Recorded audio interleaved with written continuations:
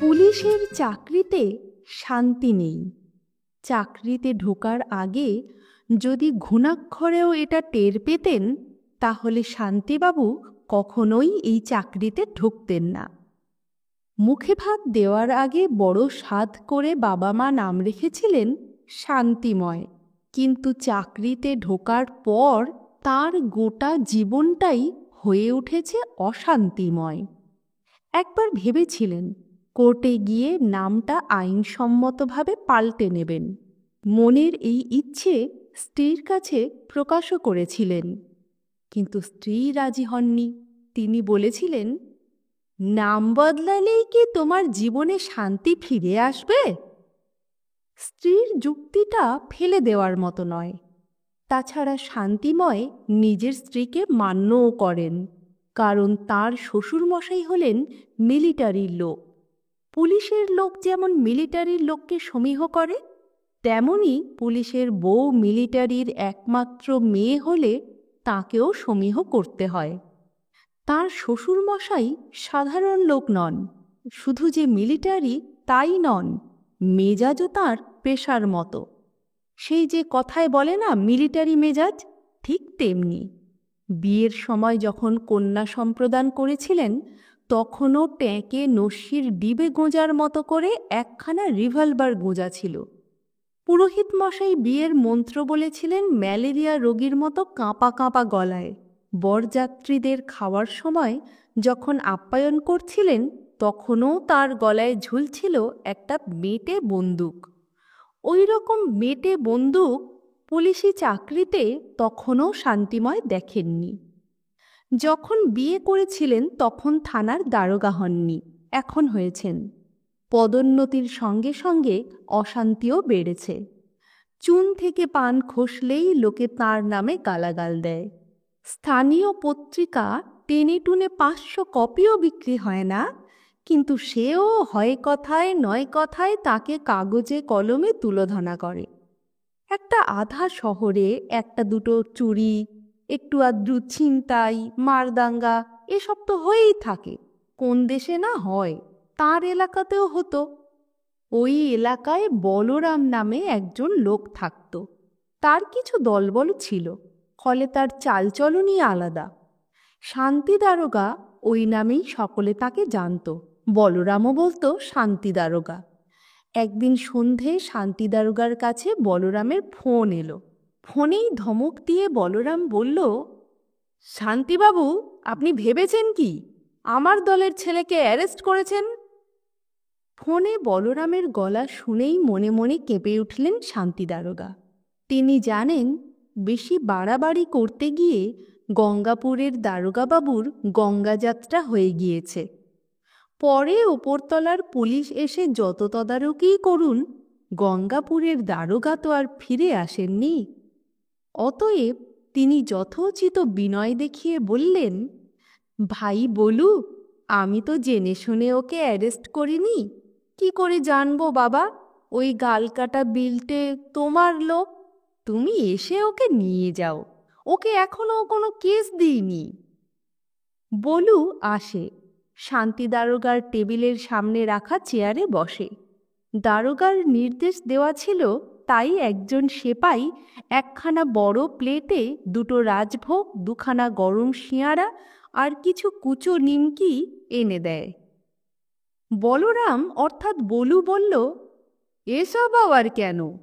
শান্তি দারোগা বললেন, বেশি কিছু নয়, সামান্য একটু জল খাবার। থানার দারোগা বলে তো আর আলাদা জগতের লোক নই। আতিথেয়তা, ভদ্রতা এসব তো আমাদেরও আছে। বলরাম রাজভোগ মুখে তোলে। মুখে রাজভোগ থাকায় কথা বলতে পারে না। ততক্ষণে বলুর লোক গালকাটা বিলটে এসে গিয়েছে। বলু সামনের প্লেটটা হাতের ইশারায় বিলটেকে দেখিয়ে খেতে ইঙ্গিত করে। বিলটে কোনো রকম দ্বিধা না করে প্লেট থেকে একটা রাজভোগ মুখে দিয়ে শান্তি দারোগার দিকে তাকায়। এই রকমভাবে সকলকে খোসামত করে খাতির করে শান্তি দারোগা চালিয়ে যাচ্ছিলেন। অন্য জায়গায় গুন্ডা বদমাইশরা পুলিশকে ঘুষ দেয়, অর্থাৎ পুলিশ তাদের কাছ থেকে নাকি তোলা তোলে। কিন্তু শান্তি দারোগা তাঁর এলাকার শান্তি বজায় রাখতে উল্টো পদ্ধতি নিয়েছেন। তিনি নিজেই মাসের ৩ তারিখ থেকে ৭ তারিখের মধ্যে ৫ জনকে তোলা দেন, অর্থাৎ টাকা দেন। কারণ বলরাম, হারু মণ্ডল, কানকাটা শিবে, ল্যাংড়া কানাই, টেকো কার্তিক এই ৫ জন হলো এই গ্রামের পয়লা নম্বর গুন্ডা। খুন, ডাকাতি, ছিনতাই সবই এরা করে।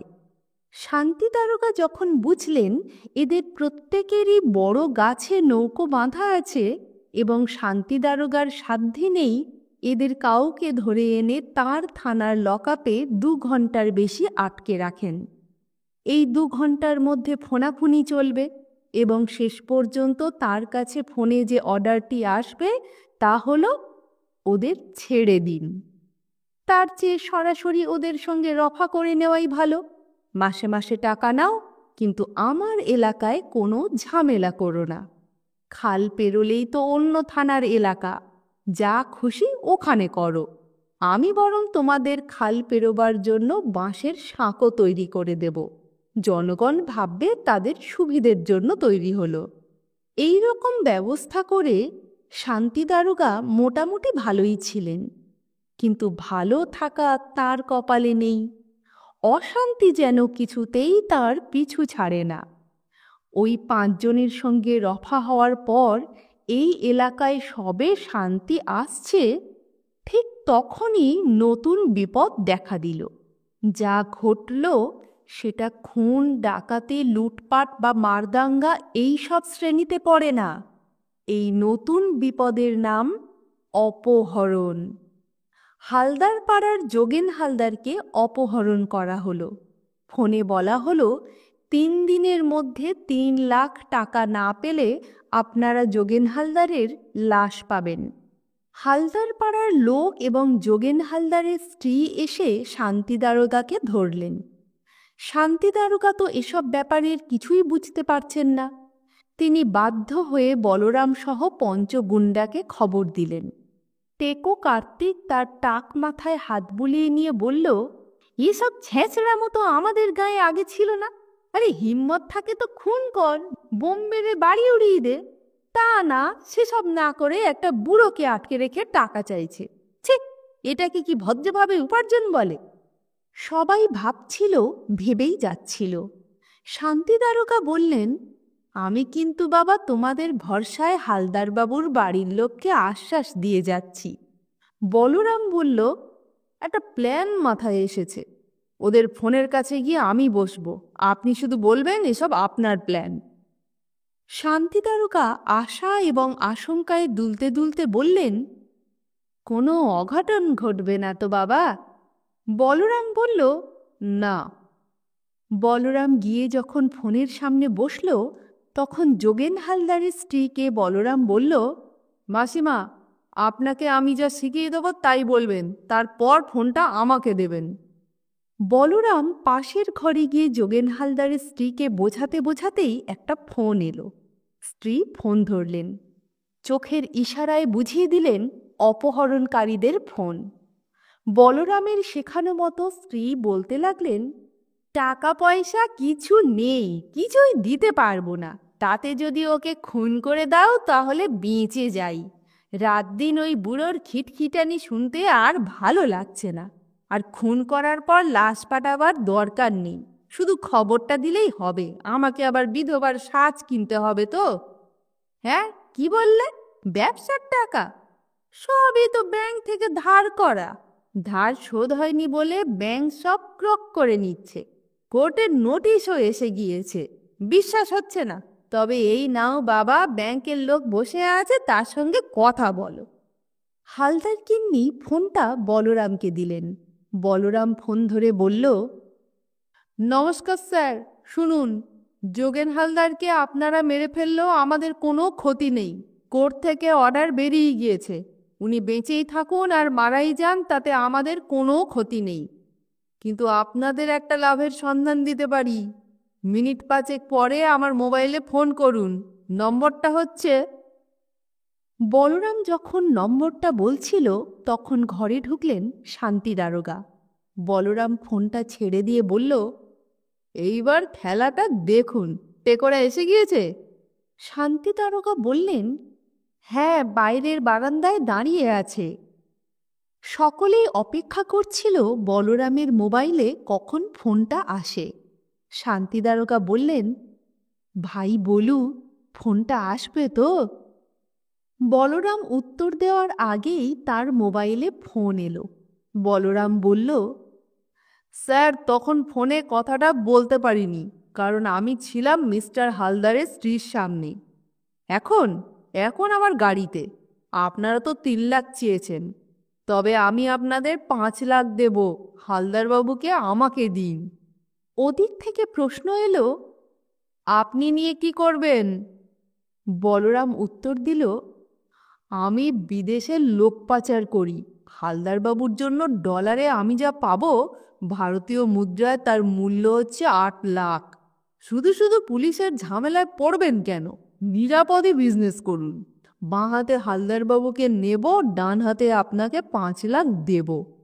ওদিক থেকে আবার একটা প্রশ্ন আসতেই বলরাম বলল, আমি যত লোক বিদেশে পাচার করি তাঁরা সকলেই নানা ব্যাপারে প্রশিক্ষণ পান। কিছুদিনের মধ্যেই সারা পৃথিবীতে শান্তি স্থাপনের জন্য আমরা পাল্টা একটা জঙ্গি সংগঠন তৈরি করছি। হালদারবাবুর একটা বিশেষ ক্ষমতা আছে, এটা পরীক্ষায় প্রমাণিত। মানবদেহে মোট 206টি হাড় ও 520টি মাংসপেশি আছে। তার মধ্যে 140টি হাড়ে এবং 320টি মাংসপেশিতে এমন কয়েকটি বিস্ফোরক পদার্থ বিশেষ এক ধরনের ইঞ্জেকশনের মাধ্যমে ঢোকানো আছে, তাতে কলকাতার মতো একটা শহরের অন্তত 3 ভাগ ধ্বংস হয়ে যাবে। এমন একটা মানুষকে খুন করতে গেলে খুনিরা শুকনো পাতার মতো জ্বলতে থাকবে। কোনো একটা জঙ্গি সংগঠনের কাছে হালদারবাবুর দাম কত জানেন?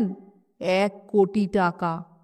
ওদিক থেকে আবার একটা প্রশ্ন আসতেই বলরাম বলল, না, সেই জঙ্গি সংগঠনের ঠিকানা আমি জানি না। আমার ঠিকানা খুব সহজ। আপনারা যেখানে আছেন তার 100 গজের মধ্যে। আমাদের সঙ্গে ব্যবসা করলে 3 থেকে 5 লাখ করে পাবেন। মাল জোগাবেন আপনারা, টাকা দেব আমরা। তারপর নিচু স্বরে কিছু কথা হলো। ফোন ছেড়ে দিয়ে বলরাম বলল, ওদের হদিশ পেয়ে গিয়েছি। আমার সঙ্গে টেকো কার্তিক যাবে। আর যা যা করতে হবে সেটা আজ রাতেই সকলে মিলে ঠিক করে ফেলব। হালদারবাবুর অপহরণকারীরা সম্ভবত পেশাদার ছিল না। বলরামের কথায় রাজি হয়ে নিউ টাউনের নির্জন রাস্তায় নবাবপুরের মোড়ে একটা ভাড়া করা গাড়িতে অপেক্ষা করছিল। বলরাম আর টেকো কার্তিক গিয়ে হাজির হলো সন্ধ্যের পর। জায়গাটা নির্জন। মোড়ে একটা চায়ের দোকান ছিল, তাও বন্ধ। বলরাম গাড়ি থেকে নামতেই অপহরণকারীদের মধ্যে থেকে একজন নেমে এসে বলল, 5 লাখ এনেছেন তো? বলরাম বলল, অবশ্যই। এসব কাজে কথার দামটাই তো আসল। হালদারবাবু কোথায়? ওরা বলল, গাড়িতে।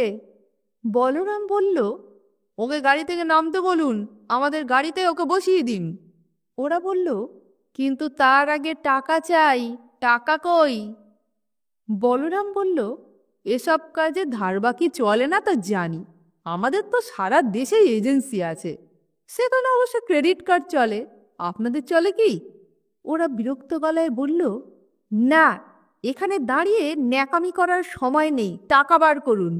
বলরাম তার অ্যাটাচি বের করে ডালা খুলে ব্যাগ ভর্তি টাকা দেখালো। সব 1000 টাকার নোটের বান্ডিল।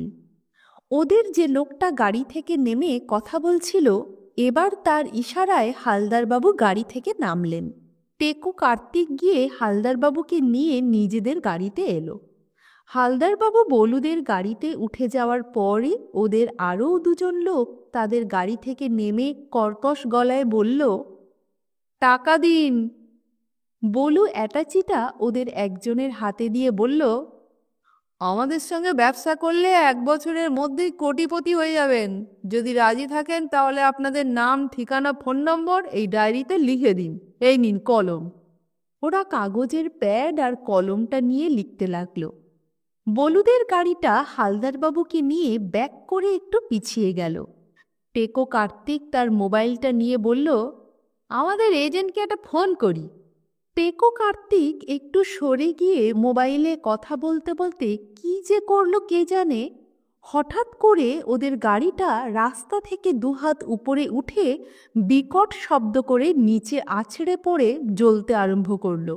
বলুদের গাড়ি যখন স্টার্ট দিচ্ছে তখন ওরা হতভম্বের মতো দাঁড়িয়ে। বলু বলল, ওই অ্যাটাচির সব কটা নোট জাল, একটু অপেক্ষা করুন, আপনাদের সেবার জন্য শান্তি দারোগা বড় গাড়ি নিয়ে আসছে। ওরা দেখল কালো রঙের পুলিশ ভ্যানটা তাদের দিকে এগিয়ে আসছে। অন্য দিক থেকে বন্দুক উঁচিয়ে আসছে একটা বড় জিপ গাড়ি। ওরা অসহায়ের মতো দাঁড়িয়ে রইল, দৌড়ে পালাবার উপায় নেই। দুদিক থেকে পুলিশের গাড়ি ধেয়ে এসে কাছে দাঁড়িয়েছে। পুলিশের দল লাফ দিয়ে গাড়ি থেকে নামছে। তাদের ভারী বুটের আওয়াজে যেন বুকের পাঁজর ভেঙে যাচ্ছিল। এই ঘটনার পর শান্তি দারোগার খুব খ্যাতি হল। সকলের মুখে মুখেই শান্তি দারোগার জয়গান।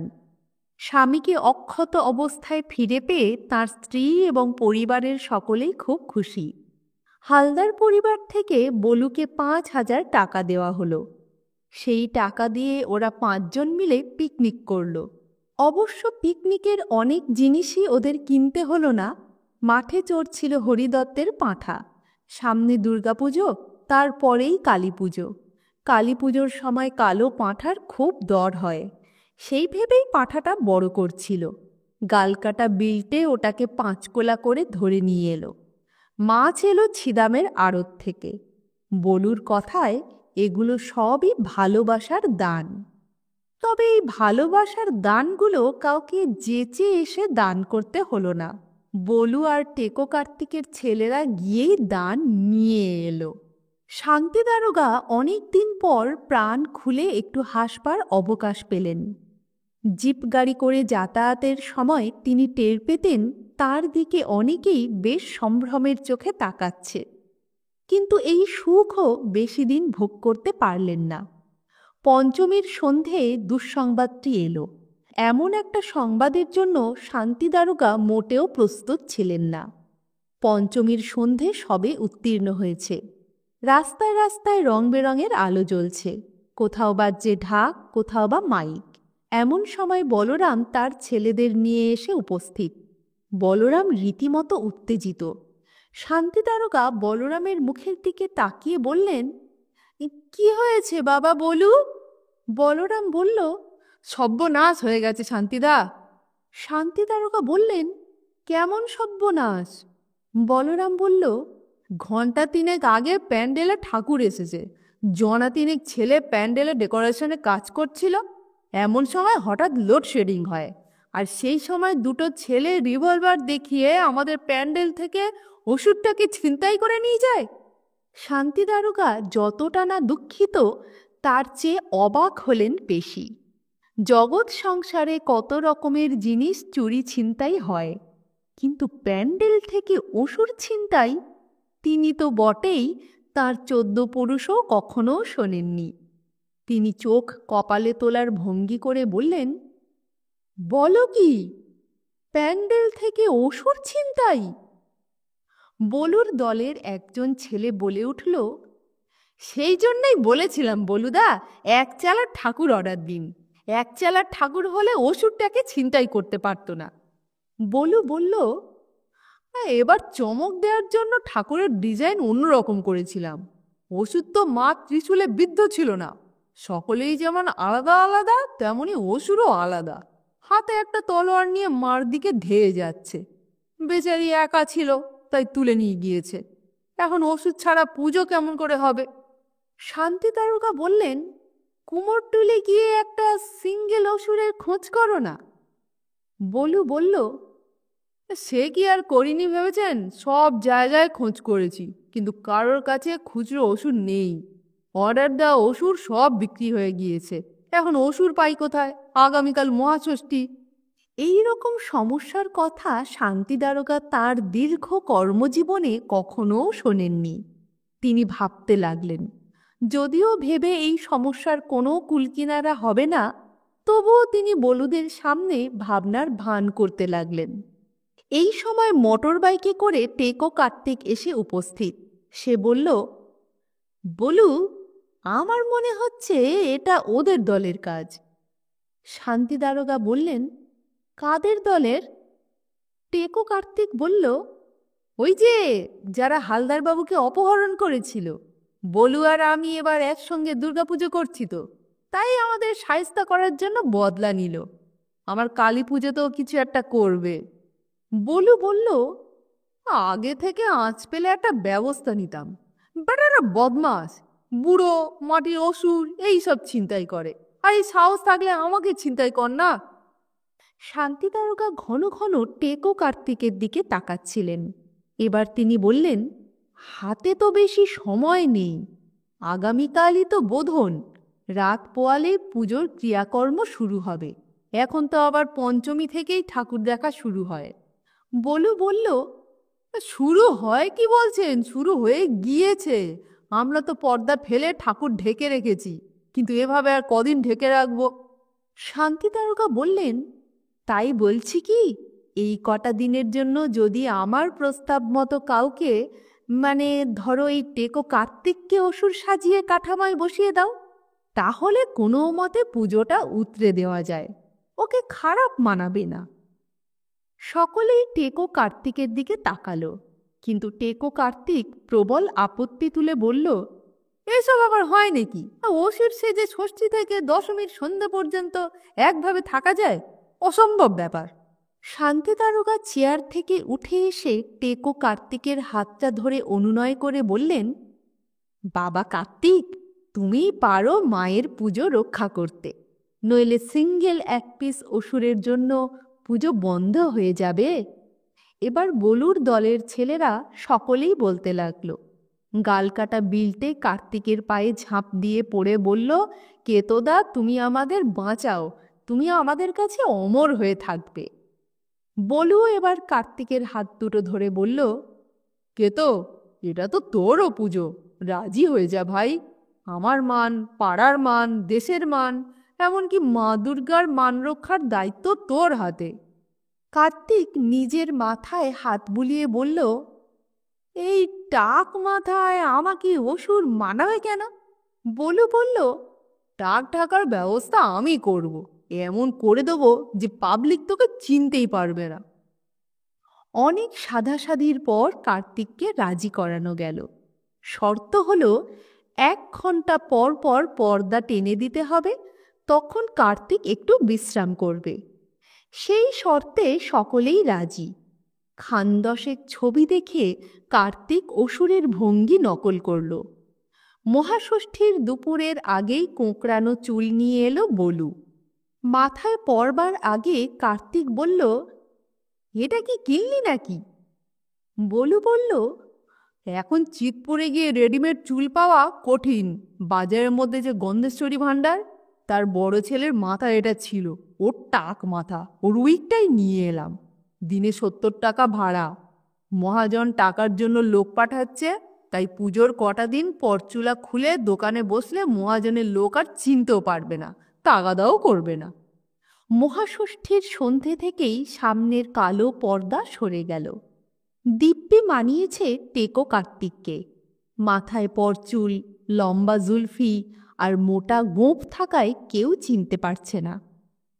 মহাষষ্ঠীর রাত কোনো মতেই কাটল। সপ্তমীর দিন সকাল থেকেই প্যান্ডেলে বেশ ভিড়।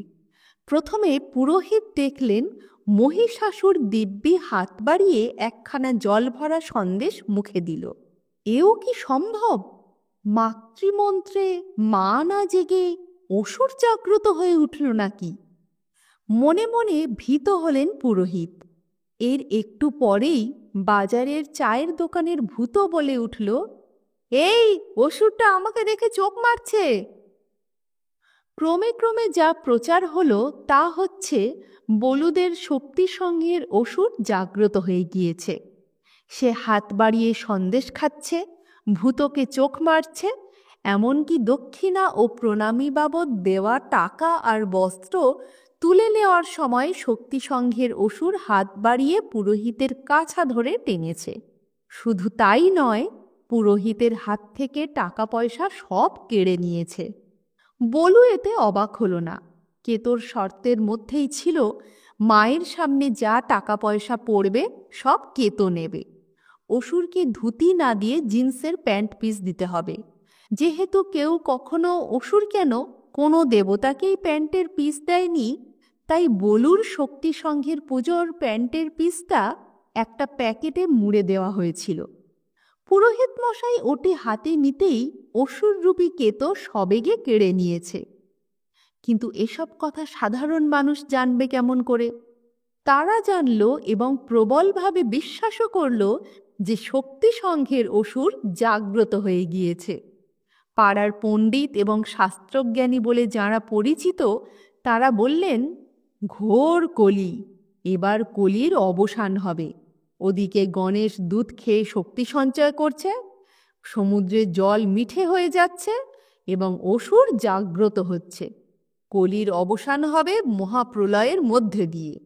পাশবালিশের মতো মোটা একটা মাটন রোল খেতে খেতে প্রমোটার রণজিৎ সরকার বলল, মহাপ্রলয়টা ঠিক কবে থেকে শুরু হবে? আমার দুটো বিল্ডিং এখনো হাফ ডান, কাছাকাছি সময়ের মধ্যে হলে ওটা আর কমপ্লিট করব না। গন্ধেশ্বরী ভাণ্ডারের বড় ছেলের নাম গুরুপদ। সে রোজ দুবার করে এসে তার উইকটা দেখে যায়। অষ্টমীর রাতে সন্ধি পুজোর সময় বিশ্রী একটা ঘটনা ঘটে গেল। পুরোহিত টের পেলেন ধূপ, চন্দন, ফুল ইত্যাদির গন্ধ ছাপিয়ে কিসের একটা উৎকট গন্ধ আসছে। পুরোহিত মশাই এদিক ওদিক তাকালেন, পরে বললেন, কিসের একটা গন্ধ আসছে? ঢাকির সঙ্গে কাঁসি বাজাতে যে ছেলেটি এসেছিল সে জবাব দিল, অসুর বিড়ি খাচ্ছে। পুরোহিত মশাই অসুরের দিকে তাকালেন। অসুরের ঘাড়টা ঘোরানো, মানে অন্যদিকে মুখ করে বিড়ি টেনে যাচ্ছে। পুরোহিত মশাই পুজো ছেড়ে উঠে আসতে চাইলেন, কিন্তু পারলেন না। স্বয়ং অসুর তাকে একটা হ্যাঁচকা টানে আসনে বসিয়ে দিয়ে কড়া গলায় বলল, কেটে পড়ছেন কেন? দশমীর আগে কেটে পড়লে আপনার লাশ গঙ্গায় ভাসবে। পুরোহিত মশাই কাঁপতে কাঁপতে বসে পড়লেন। তিনি ভেবে পেলেন না এমন কোন মন্ত্র তিনি এখানে পাঠ করেছেন যে অসুর জাগ্রত হয়ে উঠেছে। শুধু কি জাগ্রত, কাছা ধরে টানাটানি, হাত ধরে হ্যাঁচকা মারা, এখন আবার হুমকি! এটা কি তার পুণ্যের ফল না পাপের ফল? এরকম অঘটন যে একটু আধটু ঘটবে সে কথা বলু ও তার ছেলেরা জানত, তাই তারা খুব চিন্তিত হল না। গন্ধেশ্বরী ভাণ্ডারের বড় ছেলে গুরুপদ প্যান্ডেলে এসে শুধু অসুর দেখে আর বলুকে বলে, ভাই, দশমীর দিন আমার কথাটা মনে রেখো। নবমীর রাতে শান্তি দারোগা সস্ত্রীক ঠাকুর দেখতে এলেন।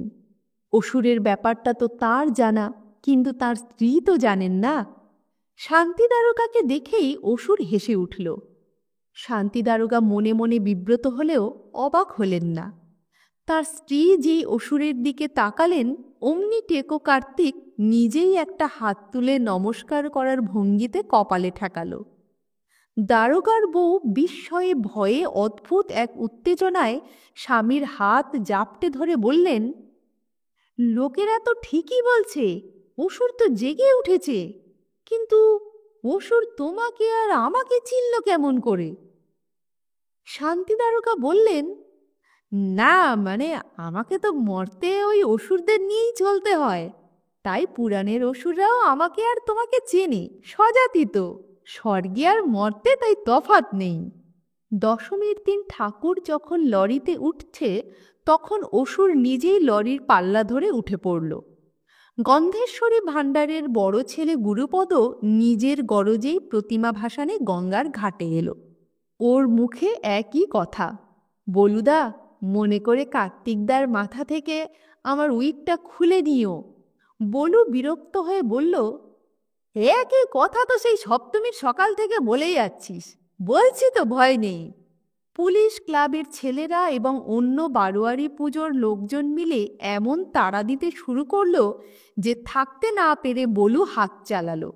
ব্যাস, মারামারি লেগে গেল। টেকো কার্তিকের পক্ষে আর চুপ করে থাকা সম্ভব নয়। হাতে ছিল টিনের পাতলা তরোয়াল, তাই নিয়ে লরির উপর থেকে শক্তি সংঘের অসুর রে রে করে ঝাঁপিয়ে পড়ল পুলিশের উপর।